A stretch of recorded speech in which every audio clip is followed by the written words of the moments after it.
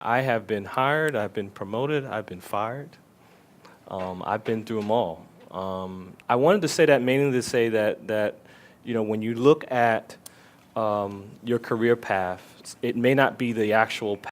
When I mentioned the idea of being fired, it wasn't necessarily the kind of thing that's dramatic. It was more involving something a little more subtle. I worked in, I say myself, I actually as a been in administration, public administration for a number of years, but I teach this actually to my students. Politics is so much embedded in that. And I learned the lesson. It was a highly sensitive and political position to where I made a decision and stuck with it, and the results were that I was told that it wasn't the right fit within the organization. But I want to say that in fact, I learned from that experience, and that's where I think where I'm at today when in my current position at the Housing Authority.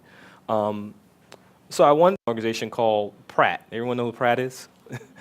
But Pratt is also very much an institution that does a number of things outside of education. In fact, the Pratt Center for Community Development has been around a long time. They've done a lot of work in the area of community development, economic development, workforce development. In this particular case, I categorize Pratt as a well-endowed and heavily funded emerging organization, right? Colleges are always growing, right? They're always changing. They're always sort of reinventing. And out of that comes institutes. Out of that comes different organizations and different types of initiatives.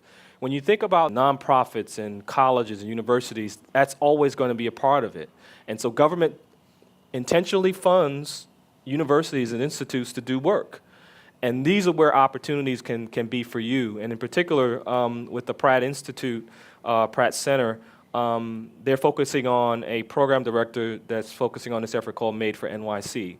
Because this particular opportunity may be an opportunity that might be funded to work on an initiative. As what's your expectation on salary? What's your history on salary? Those kinds of things. I avoid it. In fact, I don't even put it in. Just because they tell you they want you to put it in doesn't mean you have to put it in. Sometimes it's a way for them to screen who they want and who they don't want. And so if you're not forced in a position to put that information in, don't do that. The reason why I say that as well is because they shouldn't be thinking about salary. You shouldn't be thinking about salary. You should be focusing primarily on, am I a good match for this organization? Are you a good match for me? This is both sides here. The older I've gotten in terms of being involved in the workforce, work life, the skill sets are there. And I know the students that I've taught, the caliber is there. You guys have years of experience. I think the question becomes more, is it a right match for me? Is it something that I feel that really will work within my lifestyle and what I believe in? And oftentimes, will it actually help me achieve the other goals that I want to achieve? So the skill set's there, and I think you can practice that. You can train yourself to do that. But you got to look at some of these other sort of key things. The gesturing. How do they look? How does the environment look? Is it diverse enough? Another thing, right? Does it look like there is a clear diversity in the organization if that's what you're looking for? So make sure you're pretty clear about that before you even talk about salary or put in information about salary. And then your cover letter. I have templates that I've created. Cover letter. You have a beginning and an end. And you change it up as often as you can. But try not to be so cookie cutter with your cover letters, because they see those. When they see the sort of I'm applying, dear sir, dear madam, I'm applying for this job, they'll overlook that. Find out who the boss is, or who the boss's boss is if you don't know, and actually write them directly. Put in that letter, dear Chairman so-and-so, dear Mr. so-and-so. Be very specific about who you're targeting your letter to, and making sure that they, at the end of the day, know that I'm not just sending and creating a generic cover letter. I'm sending a cover letter that's distinctive, that really distinguishes me from that. And one point about your resume, one good thing is that when you put your resume together, it's always good to put numbers in, and not necessarily financial numbers. So, for example, if you said, listen, in NYCHA, prior to being director of customer operations, I actually was a senior advisor, chief of staff to the general manager. And one of the things that was tasked, when I was at NYCHA, was to focus on work order issues, which many I'm sure you know are a huge challenge for the authority. But we achieved the goal by basically reducing the work order tickets that we've had by 95%. from about 400,000 work order tickets to close to 70,000 work order tickets.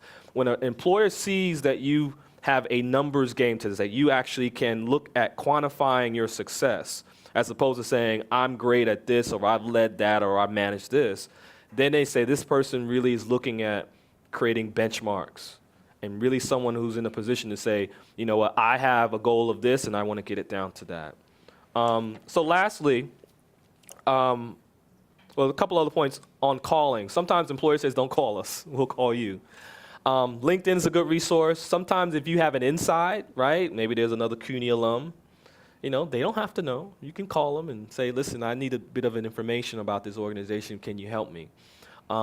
If the employer doesn't want you to call you, that's fine. But if you can find other avenues into the organization, you know, because websites are great, research is great, but sometimes having someone say, you know what, the company's on the down, right? I don't think you should come. I'm actually on my way out too. So you might need to think about that. Good example, anyone familiar with Seedco? So they had a number of positions. In fact, number of positions continued to come up.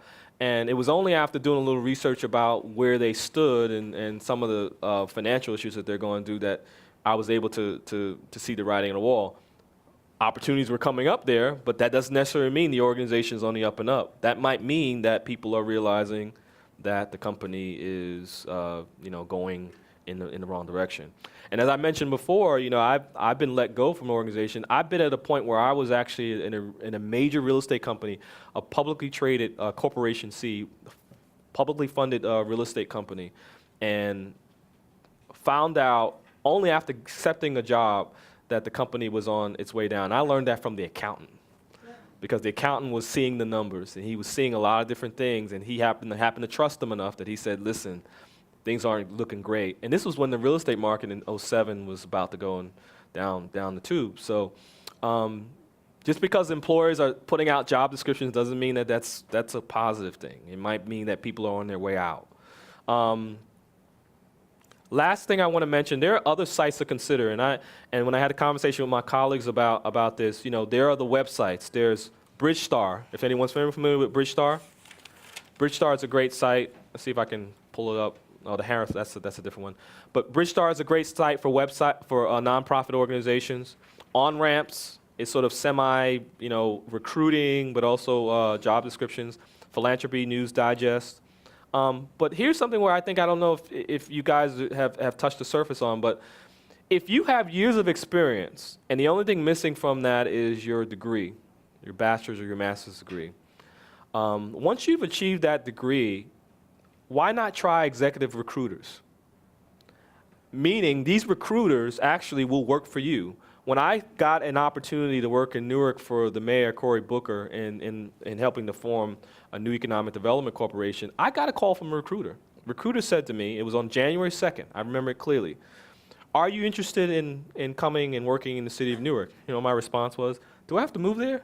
And she's like, we can talk about that. And so the recruiters worked for me. I didn't have to do much of the work on the front end because they said, this guy, Michael Johnson, he's a rock star. You got to look into him. You got to think he's the guy that you want to bring on. Recruiters will determine who they want to pick, and they will do a lot of the heavy lift for you in the beginning, to a point where you can then go in the door and basically talk, you know, really talk up, you know, some of the work that you've already done that they've already shared about you. And so usually when you get to that point on the recruiting side, I think that that's a lot less stressful than going out to the universe like everybody else trying to apply for a job. So if you felt like you were in that position where you have enough experience and you have that master's degree, don't feel afraid to try recruiters like Harris Rand Lusk. In fact, the founders worked in government. So they know people who had government experience, and they'll be able to come in and say, listen, this person has a lot of experience. And yeah, they got a master's from CUNY. Let's consider them. And even if they don't consider you, they keep you in their Rolodex. And I think as a rule of thumb for me, every 6 months, reach out to them. You know, I'm still interested. I'm still researching. Not showing too much commitment, but I'm researching. Philip Oppenheim is another good resource. They actually focus on the educational and nonprofit side. So with that being said, I'm looking forward to, you know, talking with you more and hearing your questions.